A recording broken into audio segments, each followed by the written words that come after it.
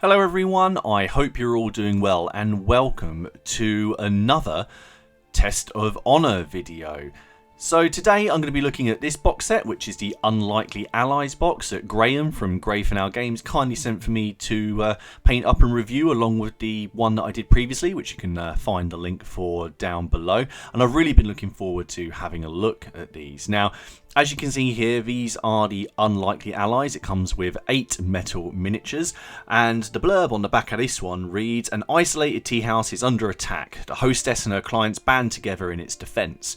The warriors represented in this box can be used together as a complete force, but work equally well mixed with other factions. Their abilities benefit friendly troops, and their skill cards add to those from other sets." So I really like the idea of this, is that we have a set that is essentially thrown together by circumstance. So let's have a look at it.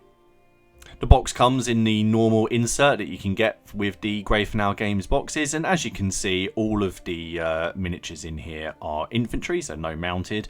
You get 8 MDF bases. Now, as I've sort of said before, these are standard 25mm, 3mm thick MDF bases. However, you could easily swap these out for washers if you wanted to. Skill cards and stat cards are neatly packed away, but let's have a look at the minis. So this is the hostess. So as you can see, it's a nice single piece cast. She's in a very simple pose, but what I really like about this one is that she's hiding the knife or the tanto behind her back. This is the one that I'm quite interested in painting up. This is the Ronin Marksman, and I really like the long musket on this and the kneeling pose. It's a little bit different to the other samurai that I've painted up so far. Now, this is the Ashigaru Deserter, and I've got some ideas already about how I'm going to paint this one, and it's probably the only one that I've actually already got an idea in my head of what I'm going to do, but I'll come on to that once we sort of have a look at him after I've done the undercoating. This chap is the priest. Now, this is in a nice kneeling pose with the sort of priest robes and prayer beads. This is the only multi-part model in the entire set, and this is the Clan Envoy. As you can see, his sword arm is separate, so it just requires a little bit of cleanup. This is the Watchman, and I really like the pose on this one. As you can see, there's a bit of flash to clean up, and as on all of these models, it's best just to have a sort of a go-round on them with a hobby knife or a file, just to take off any excess pieces of stray casting. The wise old man here is in quite an interesting position, and this model actually had a lot more details on it than I initially thought, but you'll be able to see that when we have a look at it undercoated. Now, this is the blacksmith, and I really like the pose that this guy is in, hefting the hammer. I'm hoping that in the games that I play, he'll be able to bring that to the battlefield and actually do something useful.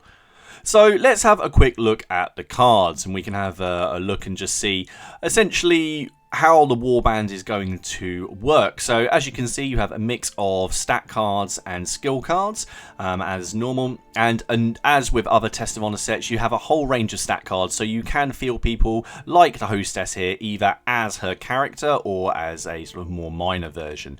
So as you can see, she has a fairly decent stat line with a melee of 5 and an agility of 6, but what's interesting with her is that she comes with the Devoted Clientele stat card. So this essentially is going to buff people. If she gets damaged, then people near her on her side are going to be able to, well, basically come to her aid. Here we have the Ronin Marksman. Now, he is the most expensive character in this set at 7 points, and he comes with the Call to Shot card that basically allows all friendly warriors with muskets to gain +1 on their strike rolls to shoot a marked target that he has already shot at, but that would require you to bring in another model with a musket. Now, along with this card, which is the Clan Envoy, both the Clan Envoy and the Ronin Marksman are only available as companions. They don't have sort of more minor versions in this set. Now, the Clan Envoy comes with the Summon Aid skill card, which allows him to bring some reinforcements to the game. Now, the Wise Old Man, the Hostess, and the Priest all have options to be fielded as companions, but you can also field them as followers. Now, the Priest has a Battle Prayer skill card, which allows all friendly warriors within 3 inches to gain +1 dice on melee strikes, and the Wise Old Man allows you to, any friendly warrior within 3 inches to make a cautious move, and if they pass it, they can go 5 inches instead of 3. Along with this, you get the Ashigaru Deserter, the Watchman and the Blacksmith. Now, these can either be fielded as individuals, or what is quite nice, you can actually field them as a unit at a slightly lower points cost, and they will then go on one of the multi-bases. To go along with this as well, there is the upgrade, which is the pragmatic one, which allows you to upgrade one group or 2 single followers to give them +1 wits and +1 honor, while you have the same number of honor and dishonor cards in your hand. So overall, this is a really diverse set. Now, I've done a bit of totting up, and if you wanted to include everything that comes in this box in the combination that you can do it for the maximum amount of points, it would come to 26 points. Now, as a standard game is 30 points, that will allow you a little bit of wiggle room to add in some more upgrades or maybe a couple of additional models. Okay, so now it's time to get these undercoated, and as in my previous video, I thought it would be just fun to show you what these look like after their Zenithal undercoat, because a few of the details that you wouldn't normally see are now visible. These have been undercoated, first of all, with Chaos Black all over, and then I've used a white primer. I used a GW white scar, but any white primer will do. And I do this from a 45-degree angle just to get that zenithal highlighting done. And what that means is, because I use a lot of contrast paints, it means that a lot of the shadow work is already done for me. So let's have a look. First of all, here is the Ashigaru Deserter, and as you can see, that armor has come up really, really nicely. Now, my plan for this model will be to paint him in the colours of the previous set I did, the Takeda's Court set, so he actually looks like he is deserted from that warband. The hostess has a lot of very, very fine details and lots of folds in the clothing that I really hope the contrast paint and then some subsequent highlighting will pick up. I'm thinking that I'm probably going to do her in sort of a red-orange kimono and maybe try and add a bit of freehand. As I said before, the wise old man has actually got a lot of details. I really like the clothing he's wearing, and I think I'm going to try and paint him up like he's been out in the wild for a long time. The clan envoy as well is got a lot of sort of just really fine details around the centre and around the torso, and he'll be quite fun to paint up and bring some attention to the sword. The monk is in this really interesting kneeling pose, and I'm not too sure what I'm going to do with him. I'm probably going to go for sort of yellows and oranges as on the box art. Now, I don't know what colours I'm going to paint the armour for the Ronin marksman. I don't want to do him in the blue. I would like him to look like he's come from another clan or another warband. The Night Watchman as well, he's got some really nice details. I think I'm going to have to bring some attention to the lamp and the sort of the overcoat as well. And here we have the Blacksmith. Now, the Blacksmith has got some sort of fairly large areas of flesh to cover. And I don't know, I'm thinking maybe just a sort of like red trousers or something to really sort of make those stand out. So what I'm going to do, I'm going to go away and paint these up, and then I'll come back to you in a couple of days when I've got the set ready, and then we can sort of have a look at them, and I'll have a chat about sort of what I did with each model and show you the final pictures. Okay, so here we are. So it's been a couple of days, and I had a great time painting these up. Now, one thing that was awkward about painting these is simply because they are all different, I applied different techniques to every single one.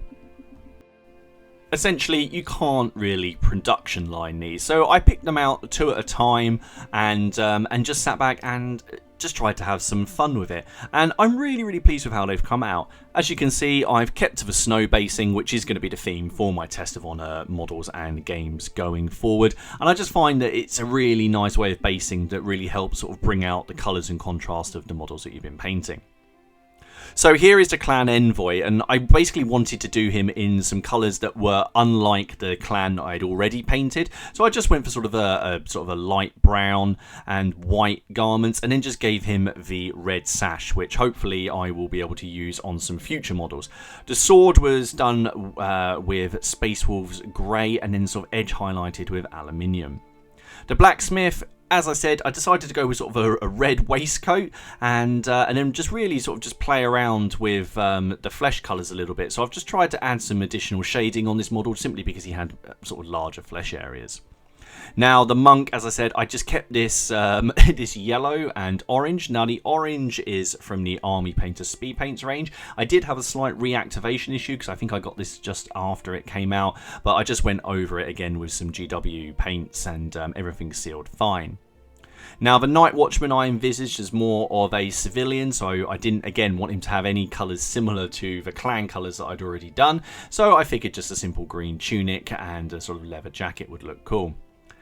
Here we have the Ashigaru Deserter, and as I said, I thought I'd paint him in the colours that I did Takeda's Court in, which is the blue, and he was a great deal of fun to paint. Perhaps he's on the run from them, he stole some plans or some booty, and they've chased him down to this tea house where he's found all the other clientele. Now this might be my favourite model in the set, the Wise Old Man. I decided to paint him with lots of sort of browns and sort of some really sort of subtle highlights to the clothing, and I think it just looks like he's been out in the wilderness and showing people around for a while.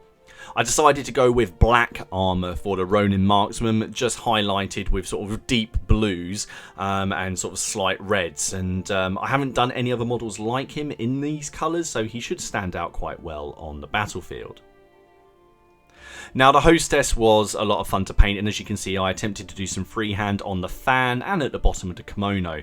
I highlighted the kimono with sort of light reds and scarlets working their way up to a bit of an orange just to try and make her stand out on the battlefield, and I'm really pleased with how she came out. Now overall, I can't wait to get this set onto the table. Thank you to Greyflower Games for sending these over to me to have a look at. The only thing I would say about them, similar to the previous set, is I wouldn't necessarily use these if you were beginning in the game. Once you've got a few games under your belt, you'd better understand how the skill cards work and some of the synergies, but it's not a steep learning curve, and I think these guys are going to be awesome, and they are lovely models. Thank you for watching this review. What do you think of the Unlikely Allies? Are you tempted to get hold of these and play some games of Test of Honor?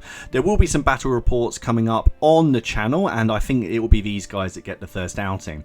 Anyway, stick around for some photos, and thank you once again for watching this review, and I will see you all again soon. Take care of yourselves. Bye bye.